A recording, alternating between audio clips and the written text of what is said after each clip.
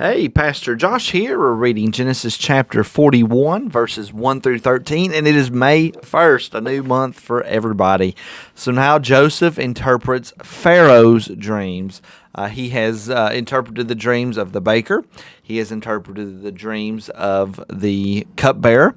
He also has had a few dreams of his own with his brothers about him being exalted. And now Pharaoh is going to have a dream, and God is ultimately... he is using these dreams ultimately to bring his people to Egypt, to bring his people there so that they will be saved throughout this famine. And ultimately, we know that through Egypt, on the other side of Egypt, is actually the nation.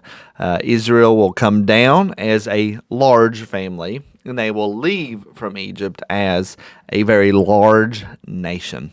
So after 2 whole years, Joseph interpreted these 2 dreams of the cupbearer, interpreted the dream of the baker, and 2 years later, Pharaoh then has a dream. And he dreamed that he was standing by the Nile, and behold, there came up out of the Nile 7 cows, attractive, plump, and they fed in the reed grass. What an interesting dream. So he's sitting there by the Nile, and these big old fat cows, 7 of them, that will be important, came up out of the infamous, famous, perhaps I should say, Nile River. And so the cows are coming up, and they are feeding in the reed grass. But then behold, 7 other cows, ugly and thin, came up out of the Nile after them and stood by the other cows on the bank of the Nile. And the ugly, thin cows ate up the 7 attractive, plump cows, and Pharaoh awoke. So the dream is 7 fat cows coming out of the Nile River, followed by 7 ugly, thin cows coming up, and they stood by the 7 plump ones, and then in a horrific scene, the ugly, thin cows ate and consumed the 7 plump cows. And then then Pharaoh awoke from his dream. Disturbing kind of dream. I don't know what it would look like to see little small cows eating big fat cows.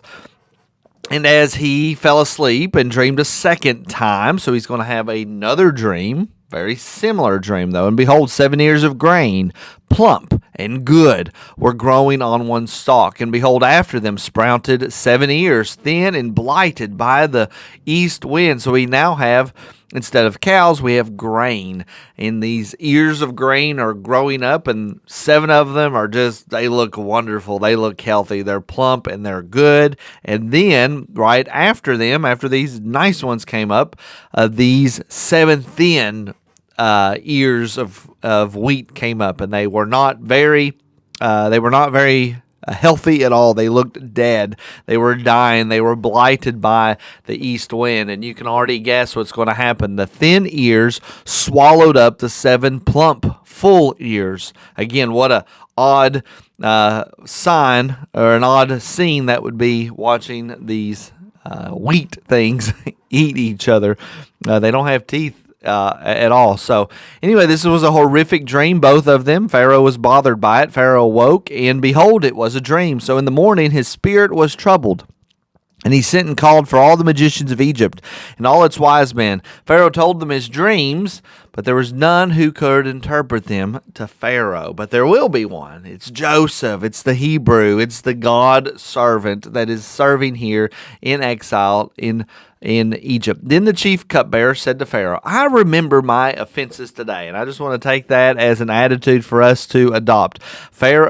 Joseph asked the cupbearer, please remember me when you come in front of Pharaoh. Remember me. And he didn't. He came and he forgot him, as the text told us. And then we're told it's 2 years later. But now the cupbearer is remembering about Joseph, and remembering, oh yeah, I was supposed to tell Pharaoh about this guy and how he's not here, honestly, like he was supposed to be.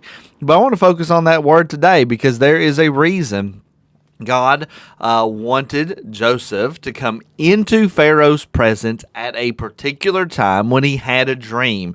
If Joseph was released too soon, who knows? Maybe this story would not have shown up the way it needed. God always shows up when he needs to, at the exact time he needs to. He does not show up early. He does not show up late. And oftentimes we think that showing up on time is a bit late. But it's not. God's plan in this particular story is to save the people of Israel, to save Jacob and his sons and his grandsons and the great family that they have become. And in order for that to happen, Joseph needs to be in charge of Egypt and in charge of all of this gathering all of the food, which we will see here in just a minute. But so he finally remembers Joseph. When Pharaoh was angry, and then so the cupbearer's rehearsing, remember when you were mad at me and you almost you threw me in prison, a baker too? When Pharaoh was angry with his servant and put me and the chief baker in custody in the house of the captain of the guard. Remember that's that's going to be Potiphar, perhaps. But remember Joseph served Potiphar, who was a chief officer in Pharaoh's army. We dreamed on the same night, he and I having a dream with its own interpretation. A young Hebrew was there. Joseph was there with us, a servant of the captain of the guard. When he told him, he interpreted our dreams to us, giving us an interpretation to each man according to his dream. And as he interpreted to us, so it came about. I was restored to my office, and the baker was hanged. Joseph was able to tell us what was going to happen, and he told us that through a dream. And Pharaoh, you have a dream, and I'm going to guess that this Joseph might be able to tell you exactly what this means. We'll continue our saga in the next video, and I pray that has been a help to you.